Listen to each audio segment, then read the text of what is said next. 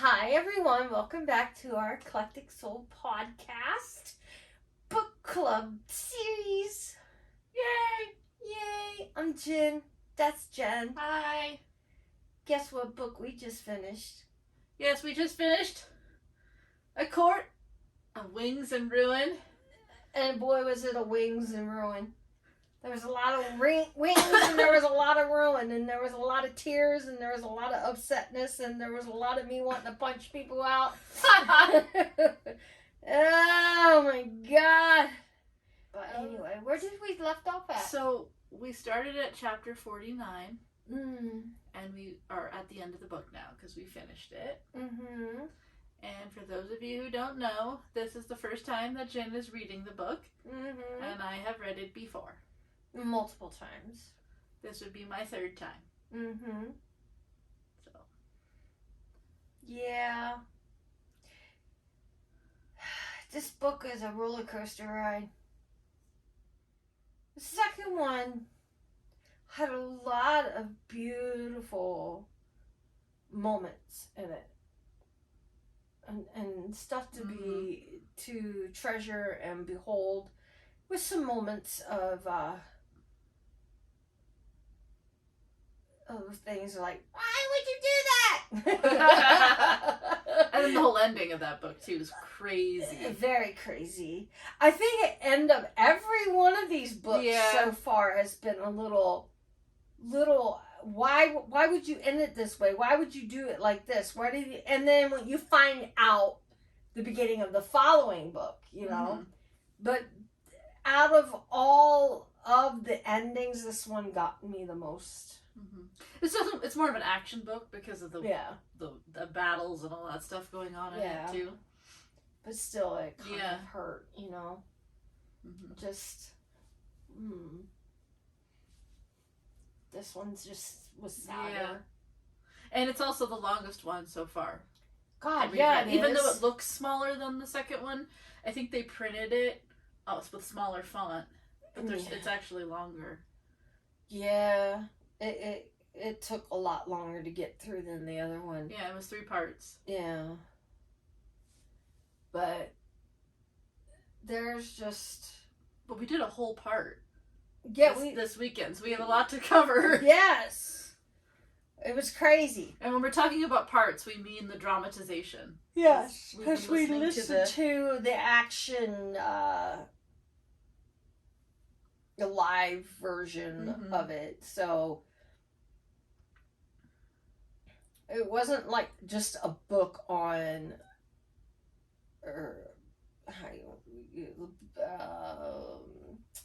what's that word? Someone's reading an audiobook. Yeah, an audiobook. This is an action-based book. This is an act-out-based book. They hire an actor for each part, and these actors run the lines of basically the script from the book, you know, and it's very interesting, and I hope they do bring this series to a show, because I would love to see it.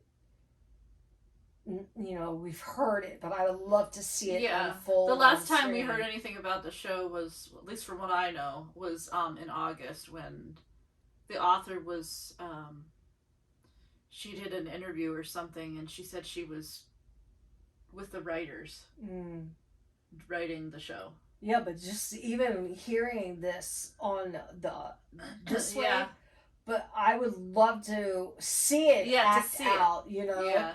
And as well as hearing it, because I think it would have a lot of beauty, colors. I'm curious how they'll do some of the scenes. Yeah, the series has a lot of really interesting settings. Yeah. So. Yeah. I mean, who doesn't want to see for book 1? Go out hunting the wolf, you know? Yeah. Hunting, period, you know, because her siblings didn't want to do it. Her father didn't want to do it, but... And as you go on, you know why. So, But yes. So anyway, so we're gonna dive into Yes, I do this have part. an outline. Okay, because I don't. All right, so we left off where the wall comes down. Oh, when they Nesta has her moment, right? Which yeah, we covered in the last chapter. Yeah, Nesta felt the wall come down, and that was not nice. So everybody goes back to their own courts after the meeting, or after, because the wall comes down. What can you do when it comes down? There's nothing you can do when it comes down. Oh, excuse me. It's late at night. Excuse me. Nesta feels like she doesn't have a purpose anymore. Right. Because her whole thing that she was doing was trying to fix the wall with Amren. Right. But now that the wall's no longer there, she doesn't have anything to do. Yeah. But she does. She becomes very brave. And she becomes a different person. She's not a coward anymore. She doesn't want to be a coward, and she no longer is a coward. Right. She steps forward and does quite a bit compared to what she has always done. So that was very unique to see her go through the change of, watching her baby sister do everything that she's done. And she's always been that person that has taken on challenges and done things, and then now understanding and knowing why her sister does that, and with her telling Nesta that I didn't want to be a coward, I didn't want to be someone that just stood by and didn't do anything. I wanted to be someone who could make a difference. And right. So come on, when your little sister, you're the baby of the family, tells you that kind of stuff, it wakes you up, But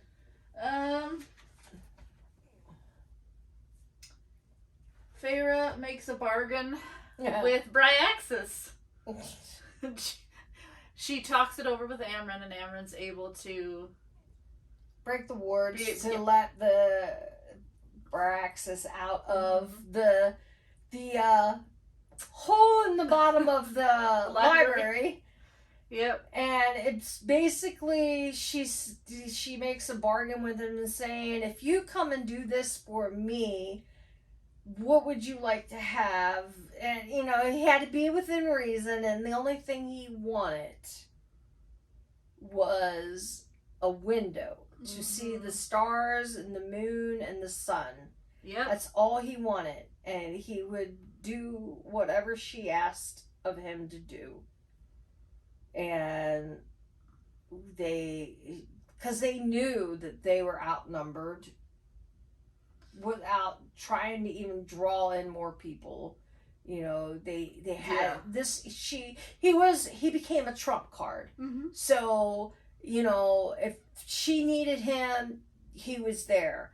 And then she figured, well, if later on, I got him, I might as well... No, don't jump ahead.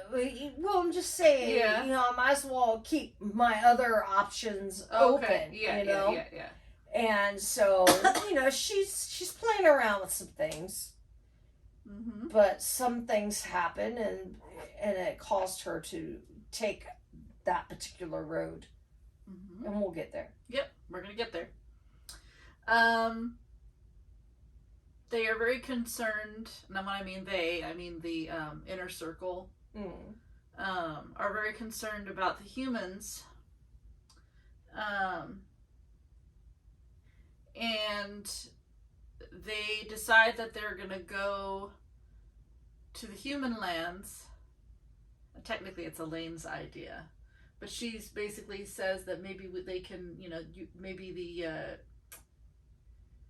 her ex-fiance and his father will be willing to take anyone in if needed. Yeah. So they come up with a plan where they're going to glamour her, make her look human, and then a group of them are going to go down there, and they're going to talk to him about it. Yes. So on the way, so before they go there, though, they make a stop at the Illyrian camp. Mm-hmm. And there's a scene here where Lord Devlin, who is one of the, the lords of the the Illyrian warriors, he's like, what is that? He's talking about Nesta, remember? And they all want to know if she's a witch. Mm-hmm. And she says, I am. She's like, yes, I am. Yes, I am. And they were like, ooh, they didn't like that too much. Because they can sense there's something off about her, like the power maybe that she's giving off. And in the last book too, we know that Illyrians, they have some interesting, ideas, a part of their culture, right? Mm-hmm. They don't think women should fight. Right. They think women should take care of the children, do all the domestic stuff. They clip the female's wings once they hit puberty. Mm-hmm. Which is rude. Yep. Rude! And so just the fact that, the women, like Moore's there, Faye's there, and then you got Nesta. Just the fact that they're just the women in general, the Illyrians are just kind of like, whatever, like they should not even be here, that kind of thing. That's alright, because they can kick your ass. Amren can. Without a heartbeat, Yeah. So. Yep. So while they're at the Illyrian camp, this is where they glamour Elaine. Mm-hmm. And then, not all of them, not all the inner circle, but some of them go to Grayson's estate. Right. And now we are at Grayson's estate. Yeah. And that turned out wonderfully. Do you really think so? I actually thought that they were a bit of poopy heads. You could tell Grayson was still kind of in love with her when he first saw her. Yeah. The glamour kind of worked with him because, he still saw her as she was. However, it did not fool her father or anyone else for that matter. That part I didn't figure out. I didn't understand why it didn't work with him. Well, the glamour I think worked great. Like she looked human. But the problem is that they found out that Jurian had gotten there. And Jurian had told them the entire story of what had happened or what transpired. So they already knew that Elaine went into the cauldron and that she came out Fae. And so it wasn't the glamour that didn't work. It was the fact that they already had known. Rumored. Yeah. Okay. All right. So I felt like I was missing a piece. That stinks. And yes, Jurian was there. And up to came out of it. And up to this point, we think that Jurian is working for Hybern, right? Right. And the reason why we think that up to this point, which is the same reason why the Inner Circle thinks so as well, is that Jurian has probably gone mad. And the reason why they think that is because Jurian has spent so long being dead, but his soul has been trapped in a ring. Right? And he got to witness all that stuff. So everyone just thinks he's insane. And then also, he was in the war. Right. The war previously, the 500 years ago. Yeah. And he ends up getting betrayed by Draken and Miriam. He was in love with Miriam, and she ends up being mated to Draken, and so there's this kind of bad blood thing going on there. And then also, he was the one responsible for killing Amarantha's sister, Clythia.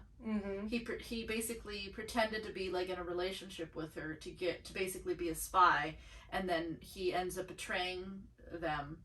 And he kills her sister, which is why he ends up on the ring, because she's so pissed off. Right. Yeah. So all these things, everyone just kind of thinks, okay, he's got, he wants to get revenge. He's totally insane. And the fact that they saw him at the end of book 2, right, with that whole clusterfuck of a situation, right, with the cauldron and all that stuff. So he was present there. Right. So, But we find out during this scene that again he's just playing Hybern. He's a human, and he's still siding with the humans like he did 500 years ago. So he has no interest in helping Hybern. In fact, he's playing him, and which is why he's there. The wall has come down, and he's able to walk around the human lands, and he's trying to get an army or help them or whatever. So right. Trying to think if I left anything out there about Jurian that I can't think of it. We do find out that he I guess him and Moore fought together or something in the war. Yeah, they knew each other 500 years ago. Yeah. Which was weird because of him being a human. Well, remember his soul's been trapped this whole time. Yeah. It's amazing, kind of like reincarnation. Yeah, but he's himself. Yeah. He remembers everything. Yeah. Yeah. That's weird. And he's upset with Rhys because he thought that Rhys knew the whole time. Yeah. Because he just assumed that Rhys would have read his mind immediately. Well, but Rhys says he didn't want to see Amarantha. Right. Because literally, Jurian saw everything Amarantha did. He saw basically them having sex and everything. Yes. So he just didn't want to. He didn't want to see that. Yes. So. And I mean, anybody in their right mind wouldn't want to see that after living it. It's just, yeah, you have to pick your battles. And I can see why Rhys didn't want to pick that battle. That bitch was already somebody he had enough with and didn't want to have anything else to do with. Yeah. So. But Jurian gets angry at Lord Nolan, which is Grayson's father, because he doesn't want to help. He doesn't want to take in the humans. Yeah. But eventually he agrees to it. Well, he didn't have no choice. He didn't, because Jurian threatened him. Basically Not just said, I'm going to send Hybern here. Not just Jurian. Well, yeah, I know. Freya even said. Oh, yeah. Yeah, because if they did that at the thing, you will open your doors to anyone. But I think it was because Jurian said he was going to send Hybern right there. Well, it's because he was talking about, well, I will only let those who are, and Rhys was like, well, they're not going to want to, tend to your yard or your farming or something like that. And then she's like, well, da-da-da-da, and he's like, and she goes, and you will reconsider or something like that. And I'm like, ooh, Tummy. And then I think that's when he mentioned that too. And it's just like... Well, Jurian's pissed because, he is from he's from the humans that existed during the war, like when Rhys was really young and 500 years ago. Right. And so the humans knew the Fae, like there was no wall. Right. And so he doesn't understand, like he's just like appalled that the humans just don't care. Like, because back then the humans were slaves and they wanted freedom. And, right. And so... And that was the reason why they fought back then, was to have the freedom to be able to do. Well, you have the freedom to choose and to live and to survive, so why wouldn't you choose freedom again? And to help. And to help people, to survive and have a place to go and protect and, just in all, being a humanitarian, for humankind, and or, be spiritual enough to not only help the humans, but help the elves, or whatever you want to call them. The Fae. Fae, because, if it wasn't for some of these Fae, humans wouldn't be. Yeah, they wouldn't. Because it was humans them can't fight the Fae army on their own. Because they helped them get their freedom. Mm-hmm. So, pull your head out of your ass thought process thing there, you know what I'm saying? So. Yeah, and then the last awful thing that happens is Grayson is just such a nasty to Elaine. And he tells her how he doesn't want her, and then he wants her to take the ring off. and then he'll take everybody but her. Like we'll help all the everybody will, you know, offer sanctuary, but not you. Yeah. He was a fuck twat. Sorry, but that's my word. But he was jealous. Jealous wasn't because of you're an illusion. Well, yeah, that, and then the comment he makes about Fey men and how they steal all the other women away. I'm like, that is such a jealous thing to say. I know, right? But that's exactly what it is. He's jealous of Lucian. He is very jealous of Lucian. You and that Bond. Him and you and that one-eyed or whatever he called Lucian, that mating bond or something like that, however he said it. He was very nasty when he said it. But it's like, you know, sometimes people meet someone and they just click and that's all she wrote. And if you're lucky enough to get that in your lifetime, be grateful. You don't have it because you don't deserve it. And what's sad about it too is that I honestly think, because obviously this doesn't happen in the book series because we know that he just completely abandons her, but I honestly think that if he was a nice person and he actually accepted her, she would have stayed with him. Oh yeah.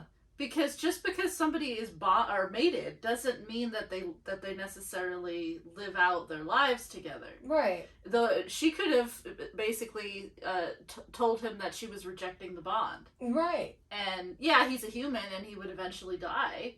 Right. But I honestly believe that she would have stayed with him at least until he died. Until he passed away. Which is just stupid. Because it's like he's jealous and she's choosing him. She's choosing you. But she even said that. Yeah, I'm choosing you. It's you that I love. Right. So, that's just, yeah, some people. It is what it is. He lost his chance. A rose is just a rose. Just a rose. Okay, so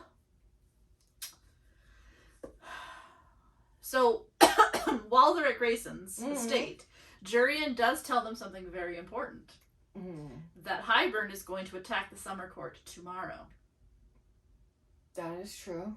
And they're not 100% sure if he's lying or not, but they take him at his word, and they send scouts to go look, and it comes out to be true. Right. And they decide they're gonna, send their troops there. They tell Tarquin about it because obviously he's the High Lord of the Summer Court. And there's the first battle, at least in the part that we read today. Right. And this one actually goes really well. This was a fairly easy battle. Yeah. And that's because Hybern wasn't expecting them. Right. And Jurian tells them to hit a specific part because there's like the inexperienced soldiers in one section, so that's where they attack. And so this one was pretty simple. There wasn't much to say about that particular battle. Right. The only thing really is there's a part after the battle where Nesta knows that Cassian is hurt. Yeah. And nobody knows except her for some reason. I don't know why that is. And me and my eye, I'm like, yeah. But anyway, so he hurt his wrist. He hurt his wrist. Yes. And she goes over and she takes care of it for him, and she like bandages it up and stuff.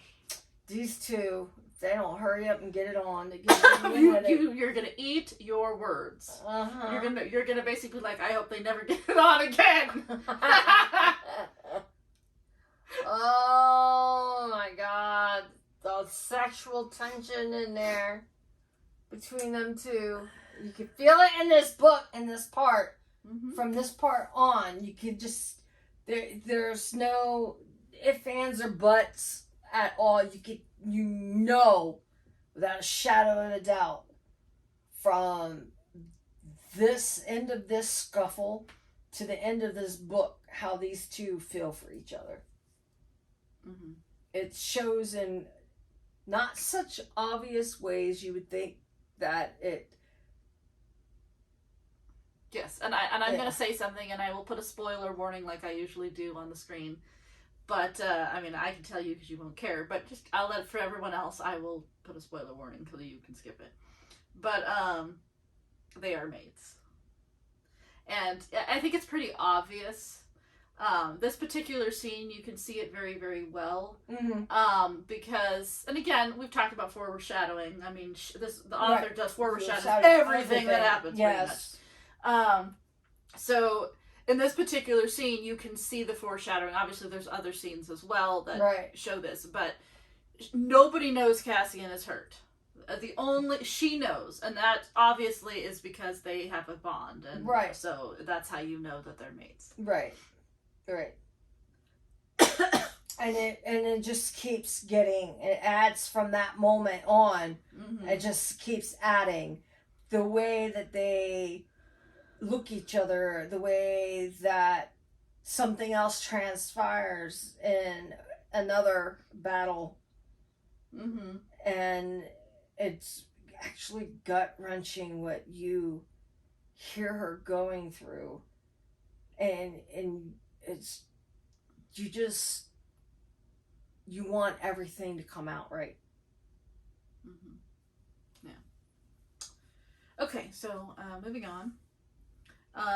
They find out that the army, so Hybern during this whole book doesn't ever display their entire force. Nope. So they have like little parts of it, and we don't always know where the army is going to be. Mm-hmm. And so there's another part of the army that's gotten past them. Uh-huh.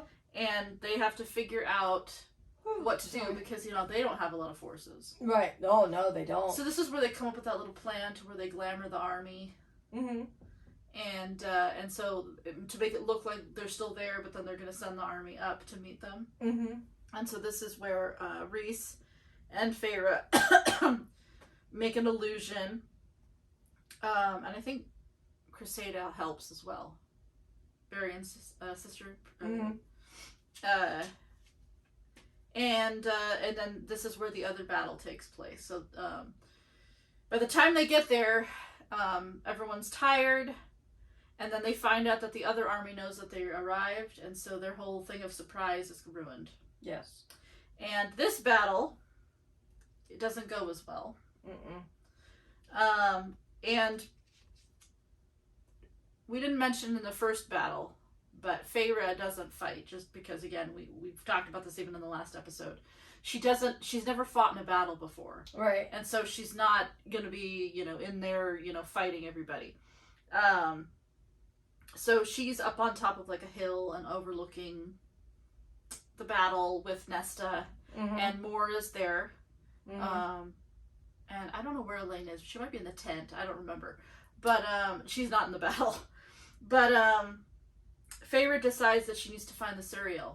Because the battle is just not going well, and they need to know where Hybern's army is going to be, because they can't keep playing this game. Right. So she lies to Mor.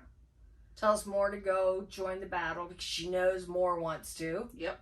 And Mor's like, hi, I really need to stay here. Are you sure you're going to be okay? And she's like, you want to go. Mm-hmm. And Mor's like, out of one tent, going into her other tent, getting ready, comes out. She goes, are you sure? Yep. And she goes, yes, just go ahead, go. They need you. Because Cassian was also getting bogged down, getting hurt, and he gets hurt. Yes. And so if it wasn't for Mor being right there, he probably wouldn't have made it. Right. So Mor goes in and helps him. So right. And Feyre decides to take off and go look for Suriul. And of course she says goodbye to Nesta. Mm-hmm. And she heads off. Now she goes to Elaine's tent. That's right. So Elaine is in the tent. Yeah. So she goes to Elaine's tent because she needs to know where the Suriul is. Because, they could be anywhere. Right. And she's able to plant a memory, like an image of the Suriul in her mind, so she can find it. Right. And then Elaine's able to point out where the Suriul is on the map. Yeah. And she finds out that the Suriul is in the same woods as the Weaver's cottage. Yes. So Feyre winnows there. Yeah. And the the Suriul eventually shows up. Shows up behind her. Wearing a different cloak than the last time. Yes, the nice cloak. Oh my, sorry. The nice cloak that Freya gave him is gone, and he's wearing a raggedy. It's not as nice as the cloak she gave him, but a little raggedy type. I think it was navy blue cloak. It might have been. I don't know.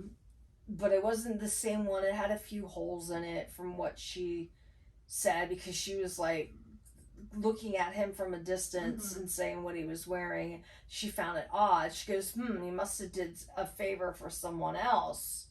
And come to find out, it's a cloak that Amren?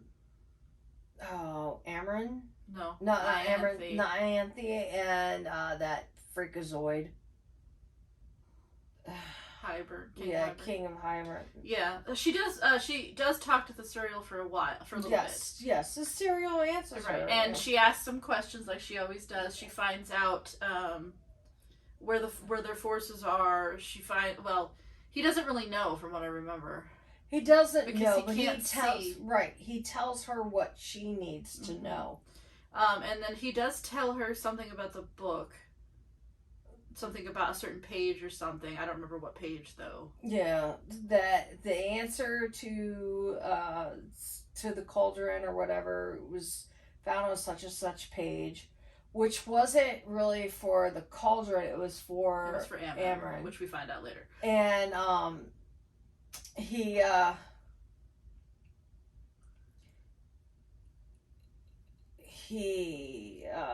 reminds her stay with the High Lord. Stay with the High Lord, and a few other things. And in a way, he's coming across of how proud, by what he's saying and by the way he's acting, of how proud he is of her, of what she has.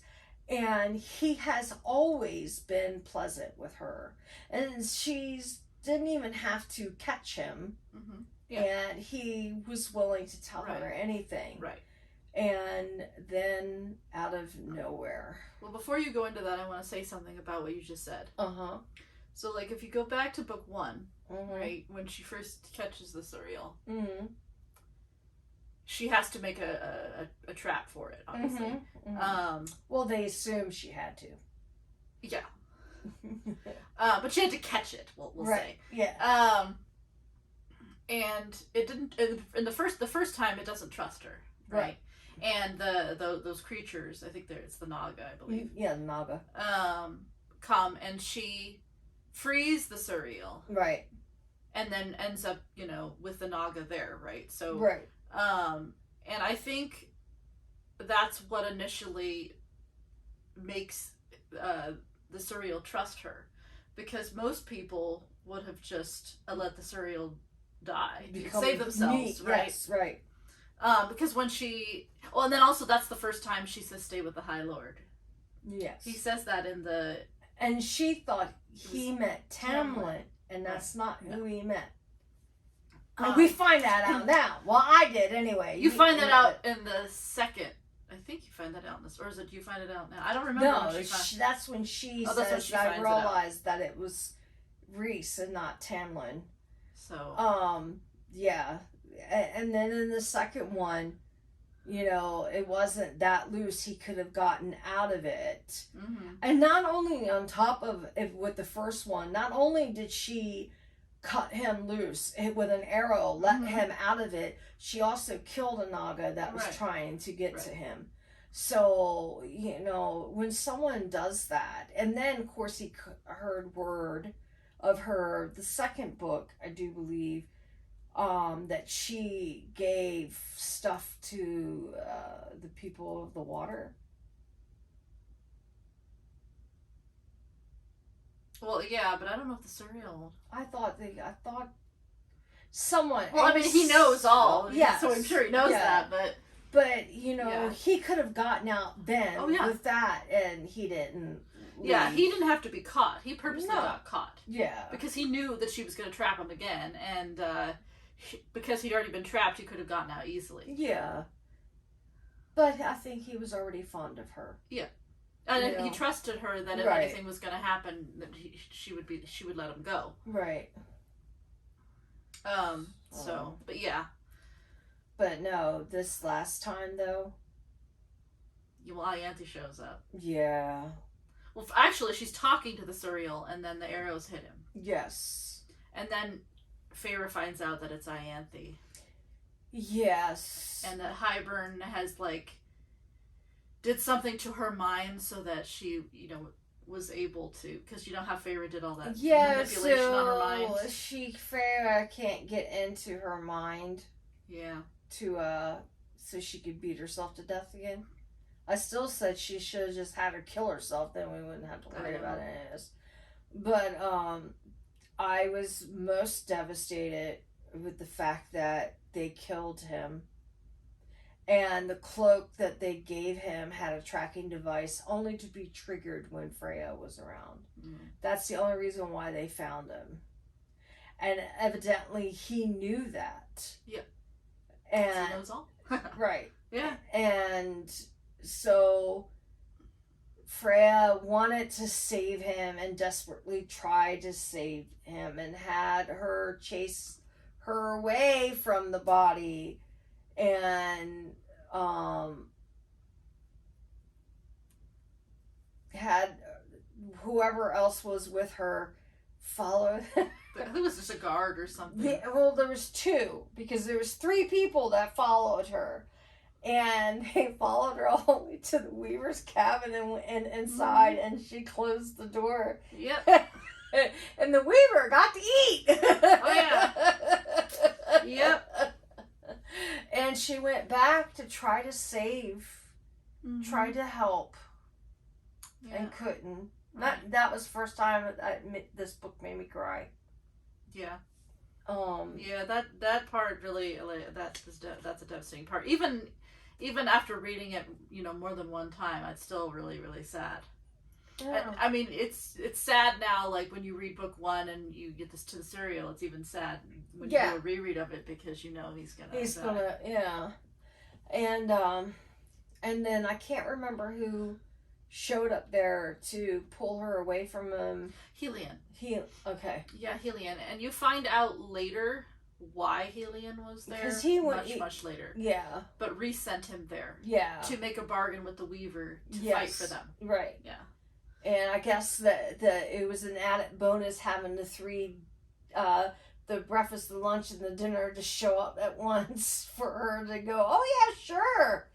You want to make a bargain? All right, sure. Yeah, your wife brought me 3 different types of food. I've got hair and bones galore. So, no. But they have like a little, well, it's not really a funeral, but they had a little farewell thing. She puts Helion's cloak on him, and then Helion basically sets him aflame. burns him Yeah. But she says a little prayer for him. And it's sad. It was very sad. It's not like, you want to see him gone. And she's so, you could see it and you can hear it. He's telling her to run and she's like, no, she wants to try to save him. That's the type of person she is. She doesn't want anyone to suffer. She wants to help. She wants to keep people alive. She knows what it is to suffer. Takes a special person to be that type of person. Yeah. A person who's gone through a lot. So anyway. So after that, Helion takes her back to the camp, and the battle is over, and they barely won. Yeah, they just barely won. And nobody knew where she was. Nope. And Rhys was okay. You could tell he was upset, but he just kind of was like, he was glad that she was all right, but he was kind of like, hey, please tell me, where you're gonna go next time, kind of thing. Moore was pissed because she was the one that was lied to, and she didn't. And then Rhys wanted to know where she was, and Moore had absolutely no idea where she was. Moore was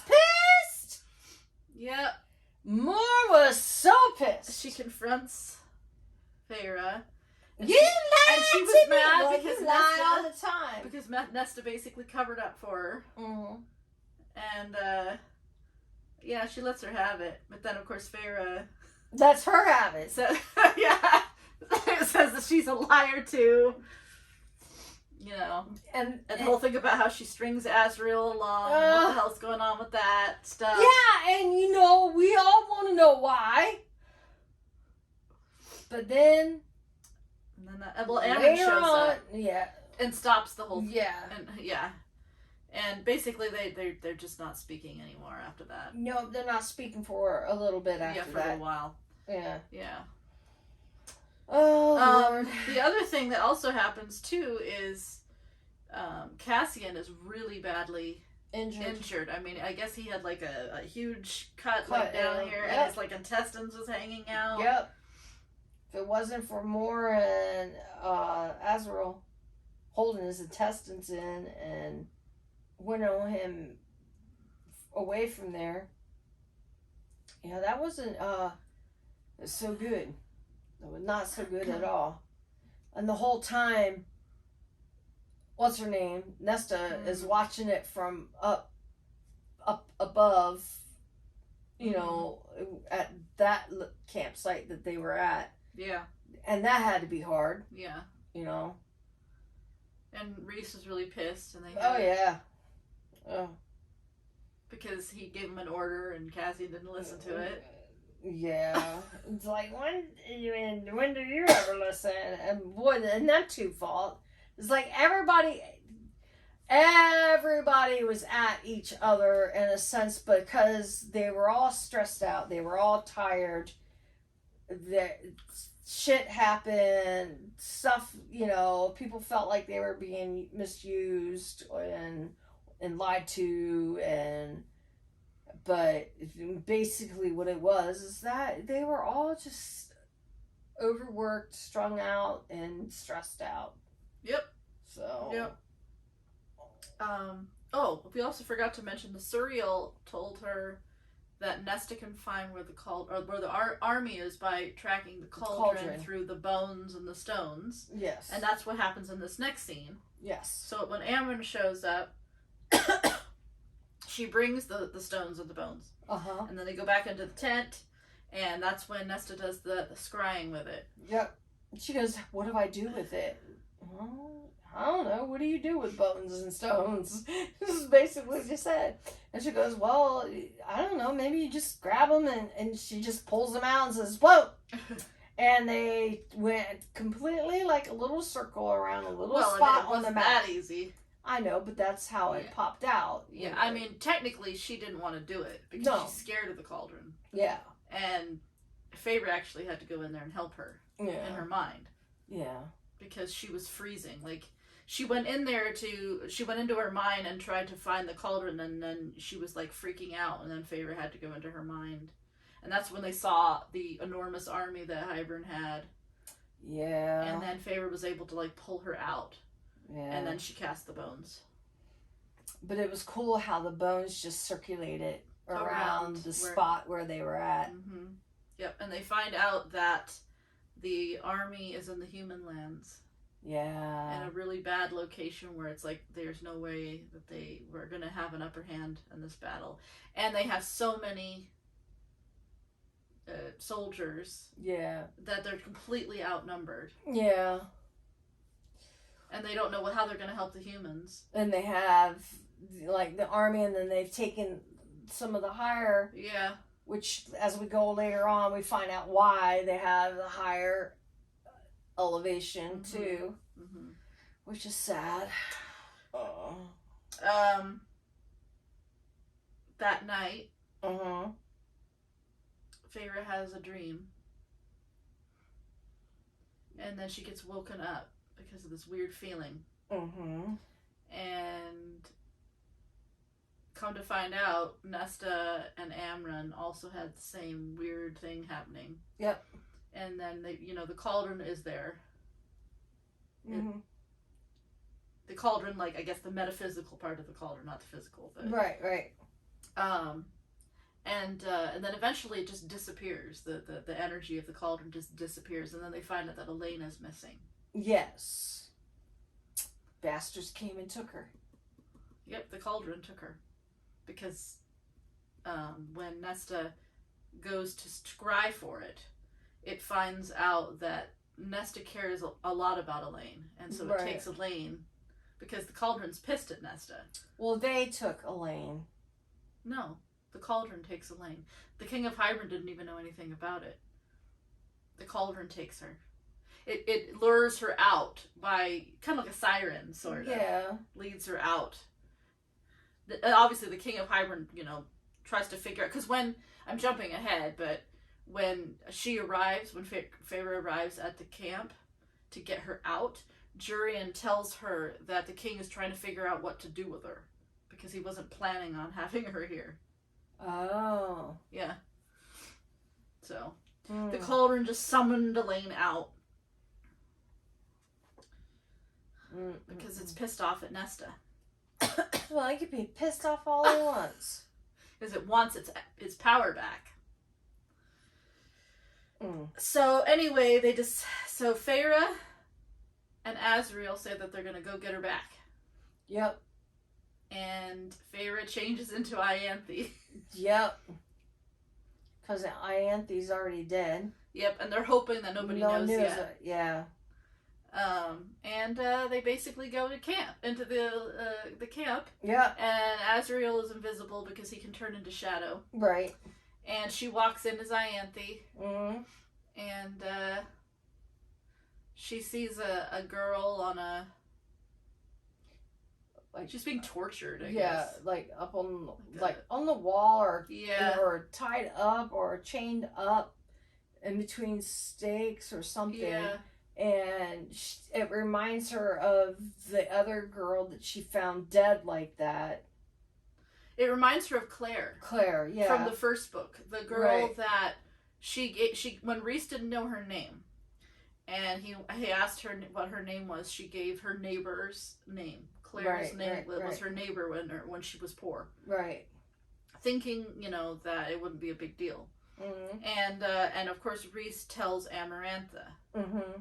And Amarantha goes in and takes Claire and brings her under the mountain and tortures her. Remember, because when Feyre gets to the under the mountain, she sees Claire's dead body. It was up on the wall. Yes. Yeah. So it reminds her of Claire. Right. Yeah, I'm just explaining to the audience. Oh, no, I know. Yeah, so... And so she didn't want that to happen to this young girl. Right, and the girl is a girl. She's a human. Yes, she is a girl. She's one of the children of the Blessed, which are those humans that were, kind of religious.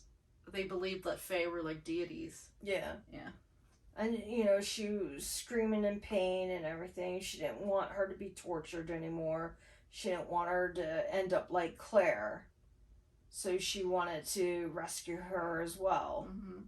Jurian finds her. Mm-hmm.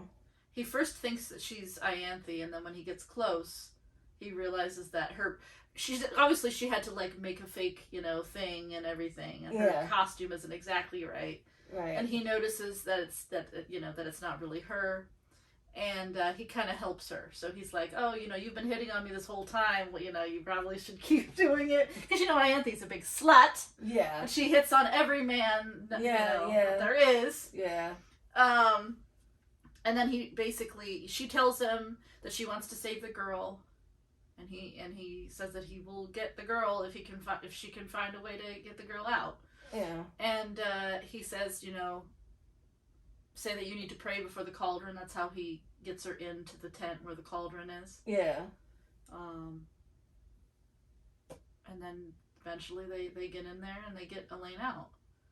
Yeah. And Jurian says that, if you go to this particular cliff, if you get over that cliff, you'll be beyond the wards and then you'll be able to get out. Right. And he says he'll put the girl there. Yep. And he's going to create a diversion. So don't worry if you hear screaming. Right. And they get Elaine. Azriel gets Elaine on his back, and off they go. Yep. And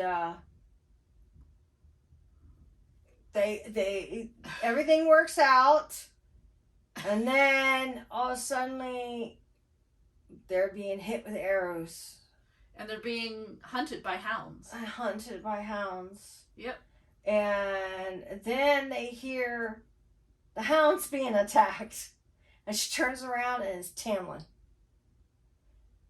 That motherfucker comes out of nowhere and is actually saving her. Yeah. This narcissist that wanted her all to himself is saving her. Don't know why. We still right now do not know why. We don't. I mean, I guess you could debate that he does. I mean, he thinks he loves her. Yeah. I mean, it's debatable. Maybe that's why. I mean, but the other debate is that he really is He is really not for Hybern, and he's just a spy, right? Which you find out later, right? But, right. And so he is trying to help them, but just to escape because he isn't really for Hybern. So you can make that. You can say that that's why too. Right. Right. So. And so he's fighting these things, and they finally get going. She has to sprout her wings out, and she's never really flown anywhere. And she's never flown anywhere. She always ends up. And she's never actually ran to take off before. Right, and then she says. Later on, when she's thinking about it, she goes, I don't know how I ever was able to do that, but it must have been wind created by Tamlin. Because it smells like spring. Yes. Mm-hmm. Because it's what kept her up and kept her going.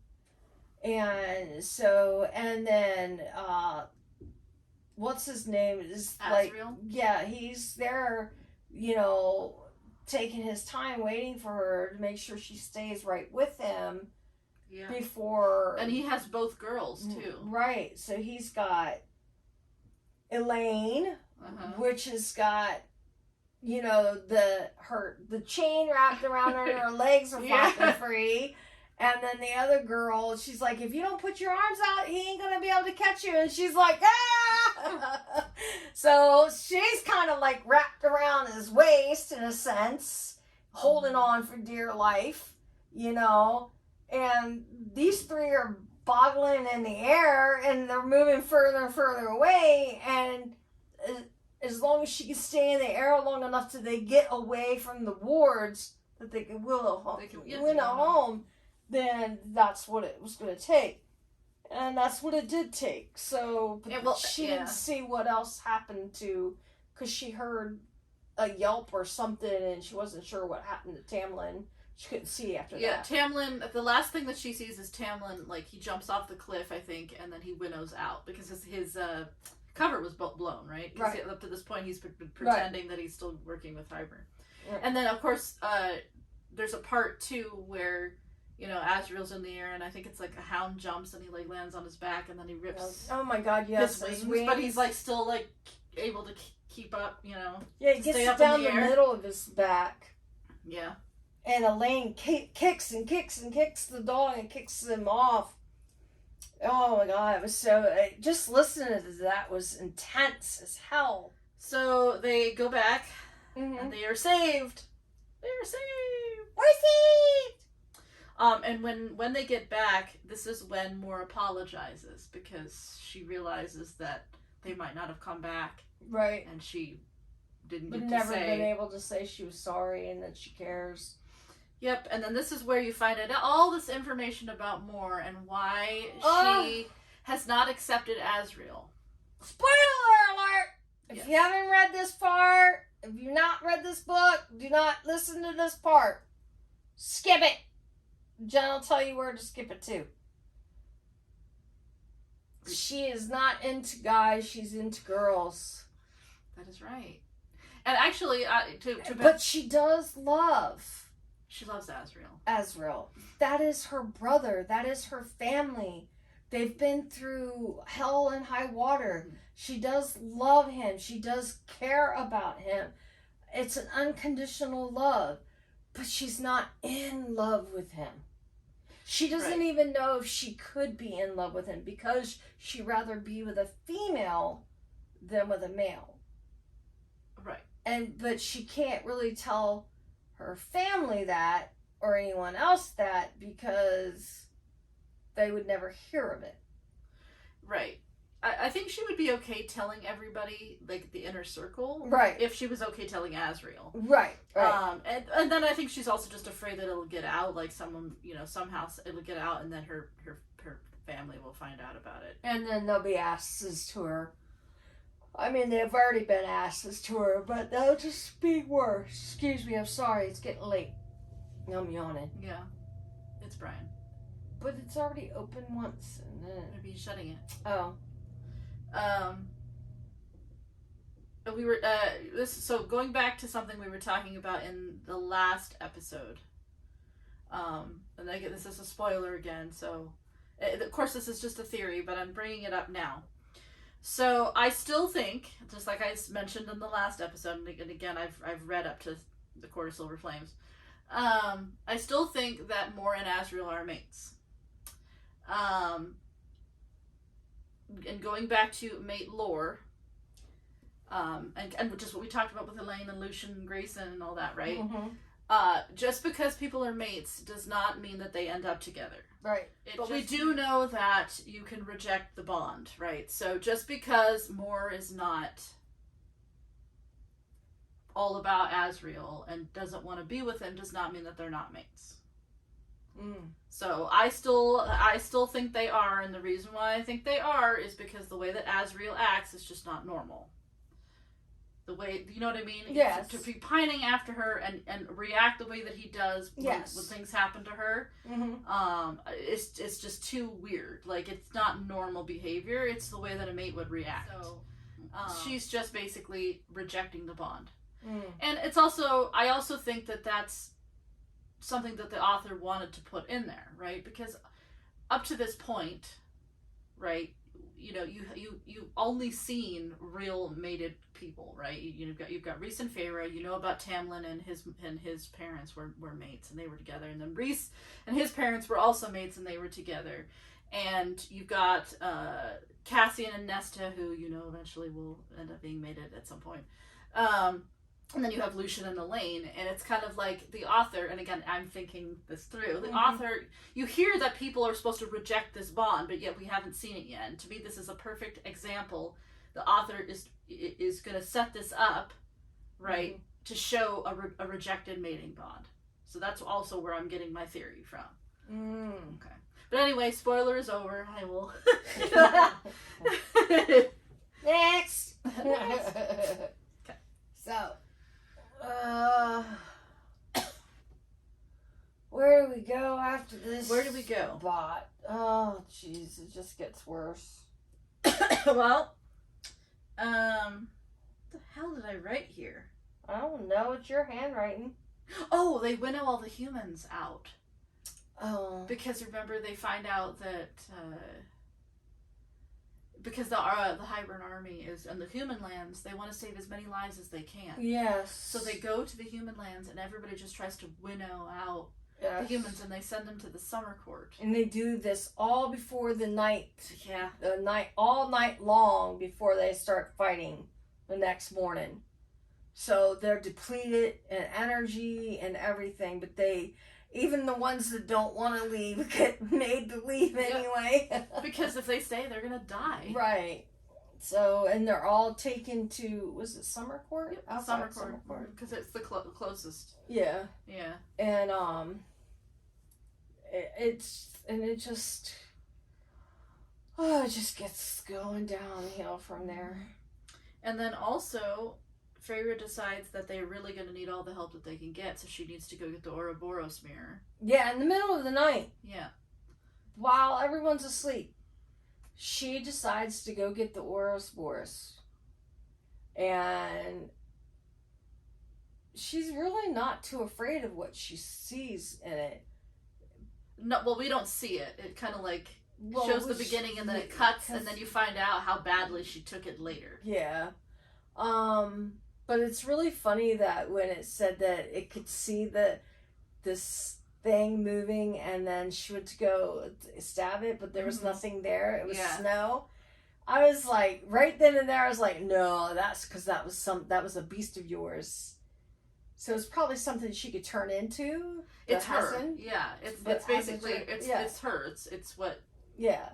So I just found that really weird, but she takes the Oroboros to the Bone Carver. The Bone Carver, which is the Weaver's twin brother. Mm-hmm. And he was like surprised that she actually went ahead and did it.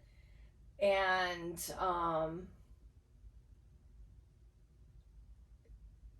he said that she was worthy. Yeah, and that's the only reason why he wanted her to get the mirror. Yeah. Is because really nobody can get it. Right. And she was able to face herself. That she was worthy. He, because she was worthy of it, then he would fight for her. Mm-hmm. So, and they make a bargain. They do. And she has a really fancy tattoo. Yes, she with does. Like moon phases down her back. Yep. And she walks him out. Yeah, she walks him out of the prison, holding the little boy's hand, who is her son. Yeah. And she gets him to the thing, and then doesn't tell anybody about it until the battle's gonna start. Yep. And so, because him and the other person, the Bryaxis doesn't come in until after they've already been fighting for a while. They in the beginning, both armies have like a shield around them, and so it's kind of like they're doing this like magic battle. Yeah, they're trying to break the shield first, and she's like, she has a glamour on them so that nobody can see them yet. Right. But then as soon as the shields come down, then they're exposed. Right. And then that's when you find out that his twin sister is there. Right, because Rhys made a bargain with the Weaver. Yeah. And you're not the only one that can make a bargain. And that's when you find out that's why Helion was in the woods there. Yeah. So. Yeah, and then this whole last part of the book is basically the battle, right? The very last battle at the end there. Where they're totally outnumbered, and the only reason why they even showed up for this battle is because Amren told them that she has a way to stop the army by using the book and by using Sarah, Nesta, and Elaine to power them. And her. Well, yeah, she's going to do the spell. Yeah. She can use them, their power, whatever. And she has a way of stopping the army completely. Yeah, and she lied. So really, it's this whole battle is like a diversion so that they can get down there, so they can just stop everything. But they have to wait until the king is like not paying attention. So they like let the battle go for a little bit. Yeah, and then he takes off and walks down past them as they're invisibly cloaked up against the rocks. Well, that's what after Nesta and Cassian do the thing, but. Yeah. The first thing that happens is Nesta starts reacting to the cauldron when it's being used. Yes. And that's when she starts screaming for Cassian. Yes, to save Cassian's life because he was in the line of fire. Right. And she saw him dying. And right. She didn't want it. She figured that if she screamed loud enough for him, which was blood-curdling screams, and it pretty much ripped my heart out of my chest because that's when you knew she loved him. And that's also foreshadowing for the whole mate thing too. Yes. Right, because she screamed for him, and he completely drops everything he's doing. Yeah, it's just not like Cassian. It's like Cassian. Yeah. Well, she's also because she's feeling the cauldron. Right. Too, so, yeah, but still, it was love. It was being scared to death. It was all this emotion going on that she was just trying to get his attention, knowing that if he could hear her over everything and she could draw him out away from where he was at and get him to come to her, he would be safe. Right. Because she couldn't save anyone else. That was the only one. And on her mind and the only one she could save. Yeah. You know, and that cauldron just made her feel very icky. She was sick to her stomach. She... Yep. Oh, it was just nasty and horrible. Yep. And the cauldron killed like 1,000 Illyrians, I think, in one go. Killed Illyrians, killed humans, killed whatever was in the path, and took the Bone Weaver with it. Well, that was the second. Oh, that was the the second wave. Are you sure? Yeah, the first wave was the Illyrians in the sky. Okay, sorry, my tummy's not. But happy. but then of course they used the cauldron again, and the cauldron. He actually kills his own soldiers too with it, and that's when the Bone Carver smiles at Feyre and he dies. So sad. Yeah, and then of course Feyre wonders if he knew that he was going to die in that battle, and that's why he wanted the mirror, is to make sure that she was worthy to die for. Could be because he knew a lot of things. Yeah. And she also wondered who carved his name or bone or something like that. Yeah. So yeah, and if he ever got to see what it was that he was wanted. Well, yeah, he was so curious about death and where people went after they died. Yeah. Right? And that's why when they in the second book when he kept asking her those questions about what happened when she died. Yeah. So. She hopes he got to see that. And then they decide that they need to do something. They need to go stop the cauldron. And they realize that, the King of Hybern is never going to leave the cauldron alone. So that's when Nesta decides she wants to be used as bait. And Cassian, of course, is not going to let her just go by herself. Right. So the two of them decide that they're going to lure the king away. And Rhys is upset about that. And then Amren and Feyre, they go down into the battle, and then they start walking towards the cauldron. Or running towards the cauldron. And they're invisible, because Feyre has made them both invisible. And that's when they see the Weaver. And she's doing what she can. She lets them go by. And then she actually kind of clears them a path. Right, and then Nesta lures the king out. And then the king kills the Weaver. Yeah. And that's sad. That's two Seer weapons down. That king, for someone who, he has some power where he just... Well, yeah, I mean, he's kind of reminds me of like an alchemist or something. Yeah. So he's like somebody who, he's like really good. Well, first of all, he's using the cauldron. Right. And then also, he has some ancient spell book that keeps getting mentioned. Like, and you have to remember, like, a couple of times they mention it too, that he trained Amarantha. So if you remember, Amarantha used a spell where she trapped all the High Lord's power too, right? So he just has like these really interesting spells that he knows. Yeah. And then after the King of Hybern passes, that's when Feyre and Amren end up at the cauldron. Right. And then Feyre puts her hands on it. Puts one hand on it. And then she's like reaching out to Amren, and Amren opens up the book and acts like she's going to read from it, and then she takes the book and she puts it behind her, tosses it behind her, and says, "I'm sorry, I lied to you." Yep. And I was like, "What the fuck?" Yep. And then of course Feyre disappears because the cauldron finds out that Nesta is calling. Right. And it goes out to find her. So Feyre ends up like almost like astral projection. Yeah. And she like, woo, goes with the cauldron out. And she sees the battle as she's going along, right? And she sees, she sees Rhys and Helion in their beast forms. Yeah.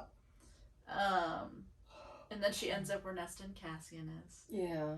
And the King of Hybern shows up, and he has their father. Oh, but that's another thing before we even get to that. Oh, yeah, I forgot about that. So, all suddenly, they see ships out on the water off to the right coming in. And then they see more coming off to the south of them. Mm-hmm. And the ones that coming off the south were for him. Mm-hmm. It was the High Lord, whatever is The King of Hybern's troops. But the ones coming from the east were all to come for Rhys. Everybody was coming to stand up for Rhys, to be there for Rhys. It was the humans that came there, because that's what the guy said towards the end. It was people that wanted to come and support Rhys because of what he's done in the past. So you had Seraphins that were there, the humans that came, and humans, and the humans that came, the 3 ships out in the front, it was their own father that got all of these humans together and had a ship named for each one of his girls, and he was on the Nesta. And then he had the Elaine and the Freya behind him, and then everybody else was coming in behind them, but he was leading the way. And the Seraphins met them along the way. They were already heading here when they were coming, and what a beautiful sight to behold. So when the king showed up in front of Nesta, and I don't know where Elaine was at the time. I think she was up in the tent or whatnot, but with Farah there and cloaked in the darkness because she's attached to the cauldron. There's the king standing there with a sword or something to his neck, and that's just like, I'll do anything, just let him go. And then the king just breaks his neck.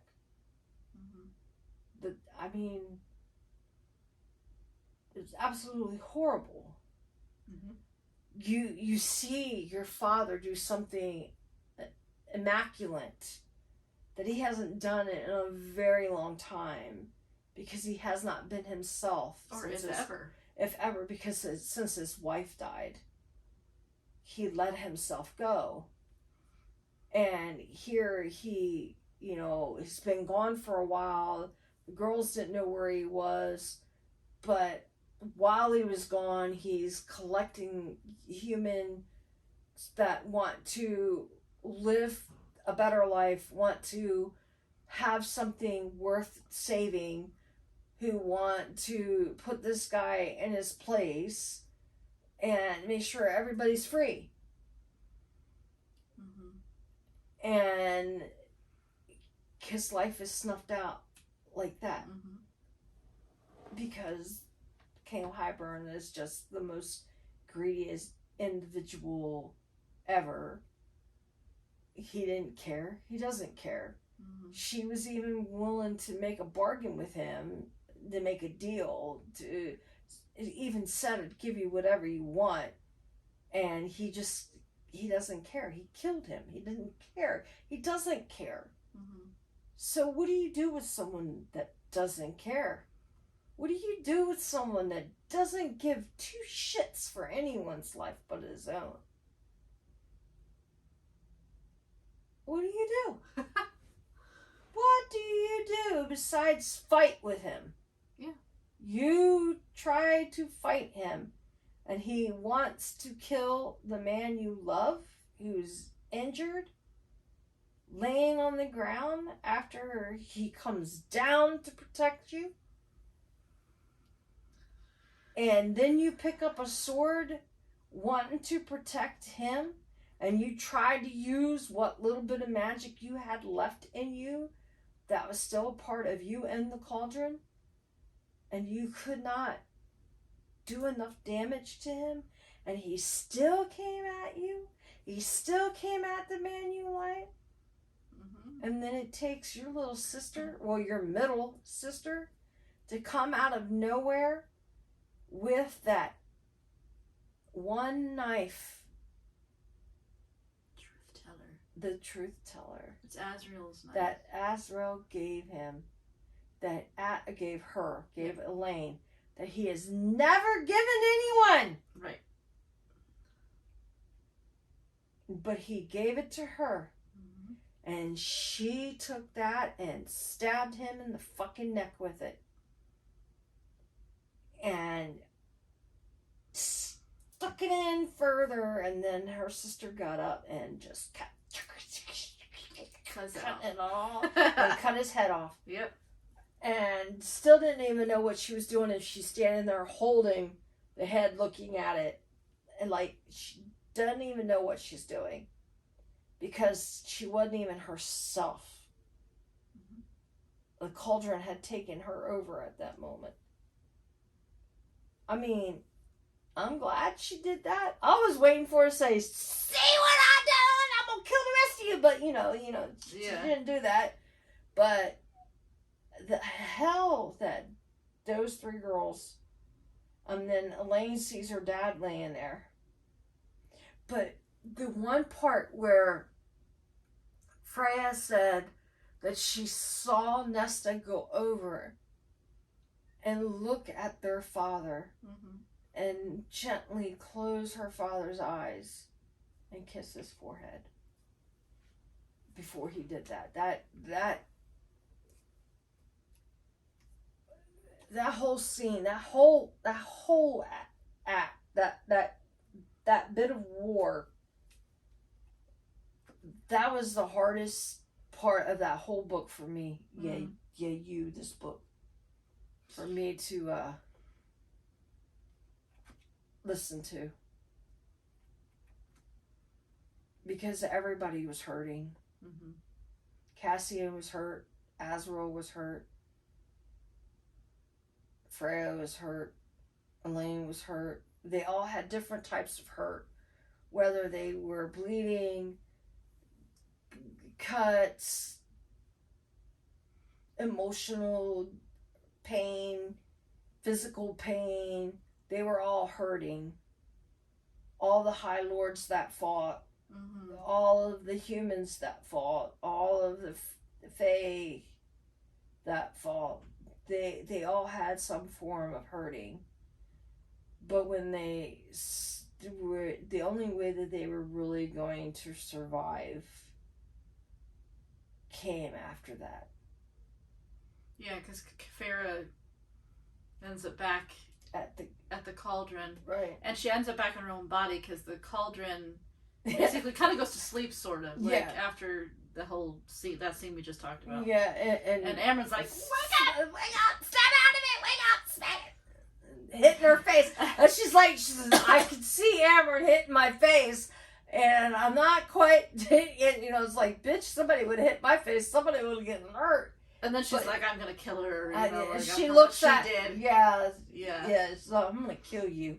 But she goes, no, that's when she said that the message the Suriul gave you wasn't for you, it was for me. And you need to help me do this. Right. And she's going to be set free. Yep. She climbed in that cauldron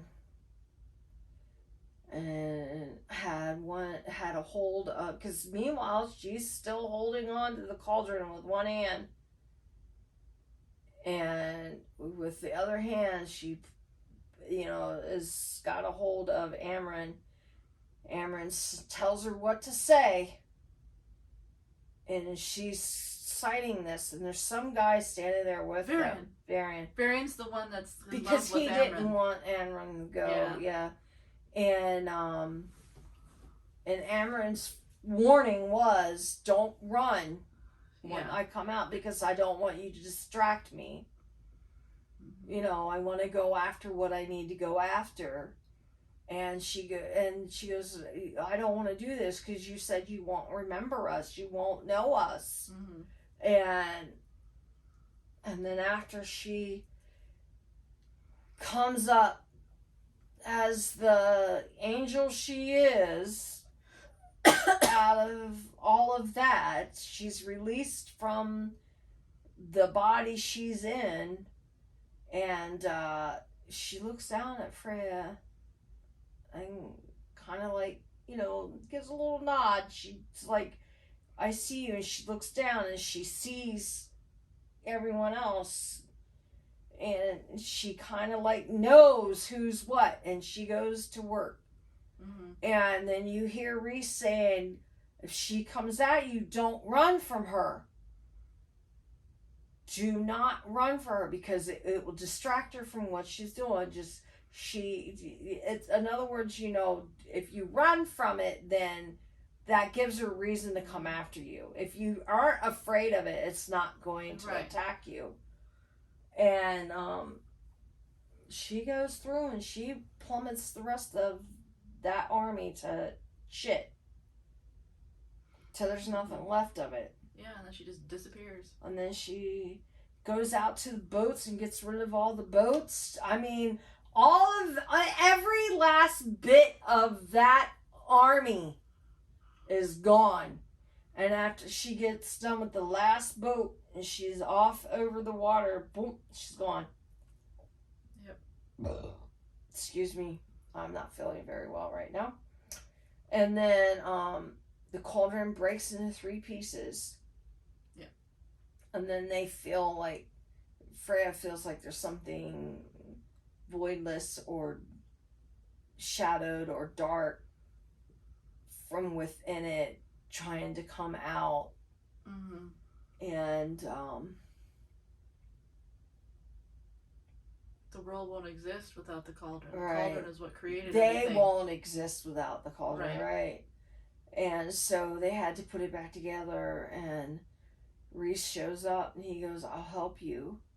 He says, we can do this. You can do this.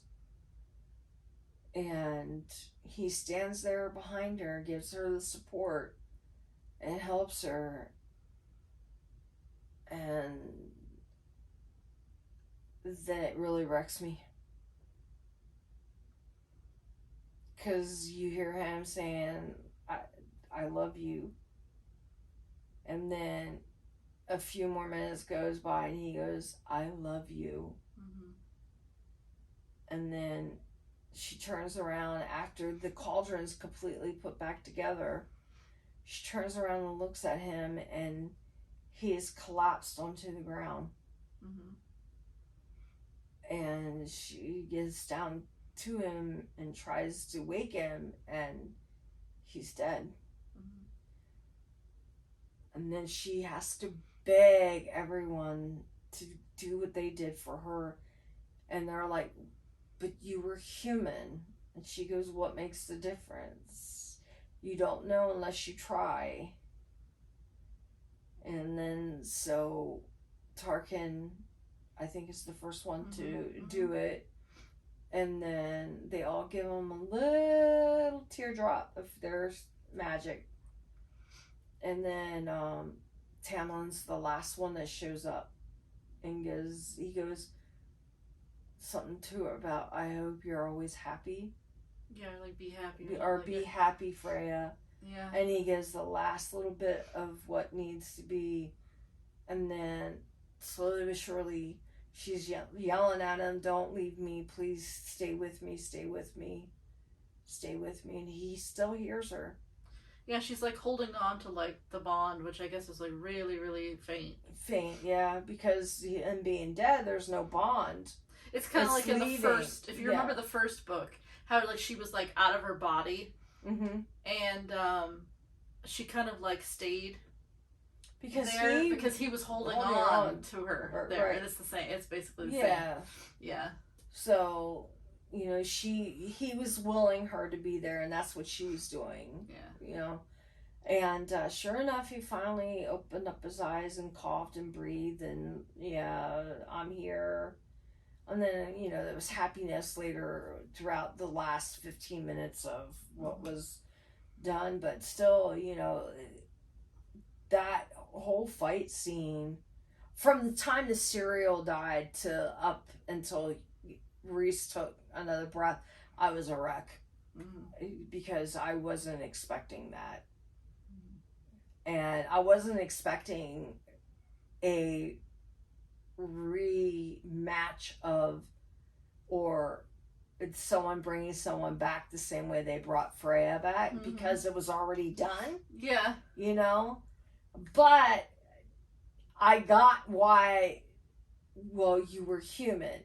So I understood that. Yeah. And when Rhys came to life, he goes, well, I do have, well, we can all say I have my own powers.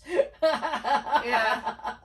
So because he didn't get any of their powers. No. It was just they gave him life. Right. And only Freya was given powers because she had nothing. She was human. Right. So she was made.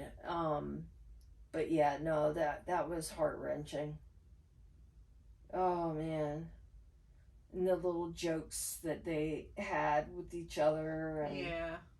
And, you know, how they all went back to Valeris and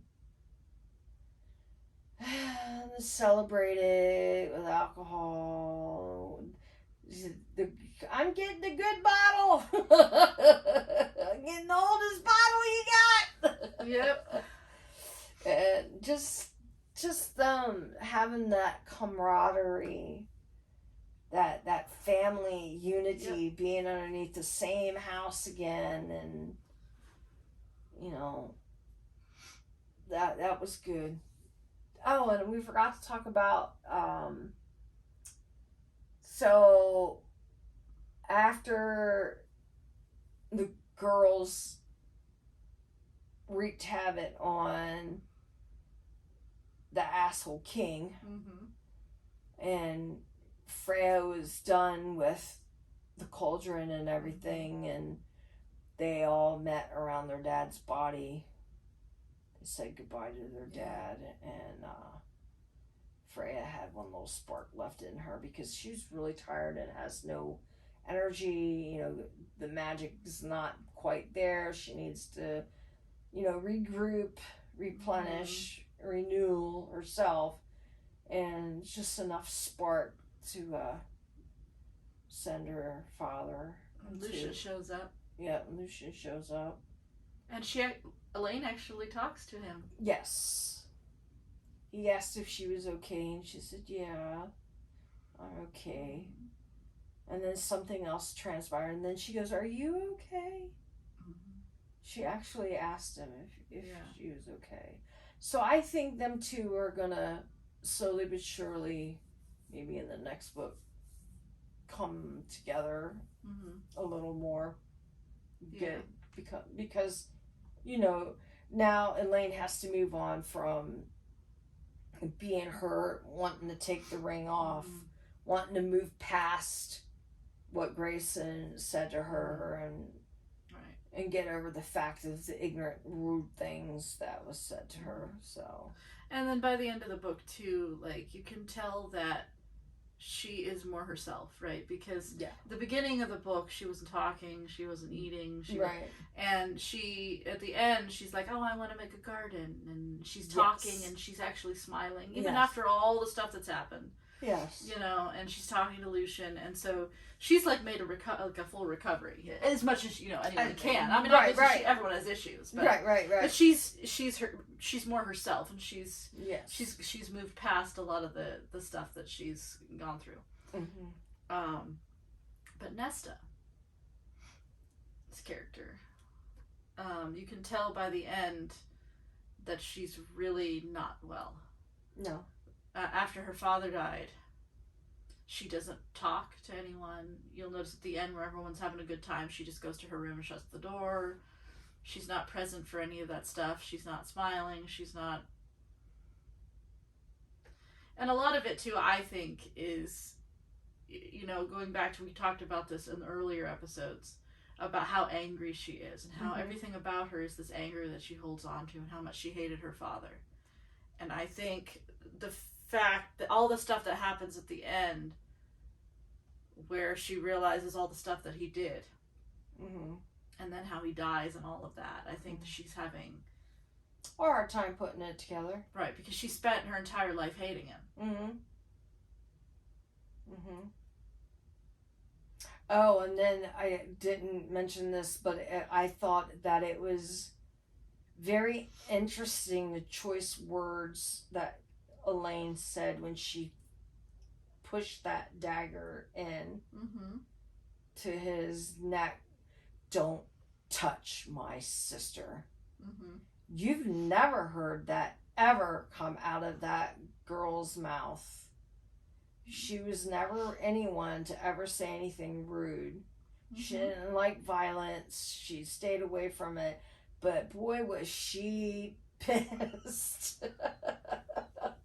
I was like, okay, so now she's becoming Nesta and Nesta's becoming her. Well, in a sense. In a sense. Yeah. They're still themselves, like, they have their personalities. But yeah, they're kind of like swapped places as far as like their trauma, I guess. Right, yeah. Yeah, Nesta's where Elaine was beginning of book 2. But book 2, the beginning of this book. But I mean, when you think that your parent stopped being your parent when one of your parents passed away and has done nothing for you, done nothing for your siblings, and yet you did nothing for them either because she's still and again we talked about that too. The anger, she has anger for herself too. And then here he shows up and he's on a boat named after you, and he has 2 more boats named after your sisters, and then he looks at you and he tells you that I love you and I'm sorry. That's really hard to process after you've hated someone for so long. Oh yeah, and I also think too, it's like, I think it was easier for her to be angry at him, but now it's like she's almost lost her defense mechanism in a way, because now she has no excuse as to why she's a coward.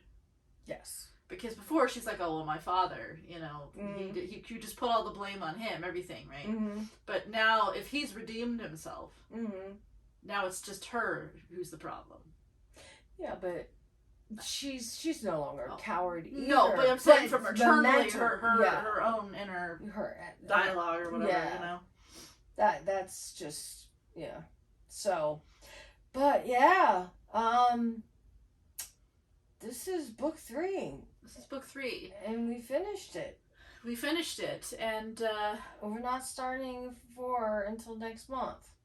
Yeah, and actually we're not going to be able to start it until probably the end of January, because the dramatization isn't out yet. Remember, the dramatizations come out in parts because it takes so long to make. Oh. So that one's supposed to come out the last weekend of January. Well, okay, so we probably won't get to it till February, though. Yeah, by the time I release it and edit it won't be out until February. But that one we should be able to listen to it in one sitting, because it's not an actual novel. Oh, okay. It's a Christmas special. Oh. It's just it's all about winter solstice. That's all it is. It's like a little break in the story. Oh. But it's basically like if you were watching like a show, it's like the Christmas special. So it takes place during winter solstice, which is Feyre's birthday also, because Feyre's born on winter solstice. Oh. And it's also a way for the author to transition from, because the smaller book, A Court of Frost and Starlight, is told from different people's perspectives. Different people. Because the first 3 books are told mostly in Feyre's perspective, right? Okay. But that stops. Oh. And you transition out. So A Court of Frost and Starlight is kind of like that transition book. So like it still has Feyre in it. Like still stuff from her point of view, but then there's other people's point of views in it. And then once you get to the next novel, which is an actual novel, which is A Court of Silver Flames, then you're going to be Nesta and Cassian's point of view. Oh. Which is very, very different. It's very interesting, because, and I'll probably mention this again once we start reading it, but reading things from Nesta's point of view is very different from reading things from Feyre's point of view, because she is very angry and she doesn't view the characters the same way that Feyre views them. So it'll take a while to get used to. Oh, and you see it? I'm done. You're done with that book. I am done with that book. So now you only have a book and a half. Yeah. Or not even a half, because that book isn't even a half. But I this book wrecked me. You're really gonna love the last book though. No, I'm not. Yeah, you are. But not the sex. But you're gonna love the plot in that book. The plot? Oh yeah. The plot. It's very woman empowering. You love that shit. Yeah, of course I do. Oh yeah. You thought there was woman empowerment in this? Oh no. I love anything that's woman empowering. When a woman can kick a man's ass, that's all it's about, man. I am woman, hear me roar. Meow. That is our cue. To say goodbye. Oh, and if you didn't catch our other podcast, with our yearly reading, we want to wish you a Happy New Year. So, but make sure you check out the reading. Oh yeah, we did a New Year's reading. Yes, we did a New Year's reading. It was one card for every month, so it was a 12-card spread, and I think it was pretty enlightening. Mm-hmm. So, it was Oracle and Tarot. Yep. Oracle done by me, Tarot done by Jen. So check it out after you check this out, or vice versa. But I guess if you're watching this, it would be the way I said it the first time around. I'm getting tired and it's late. Yeah, we always do this late. Yeah, so anyway, see you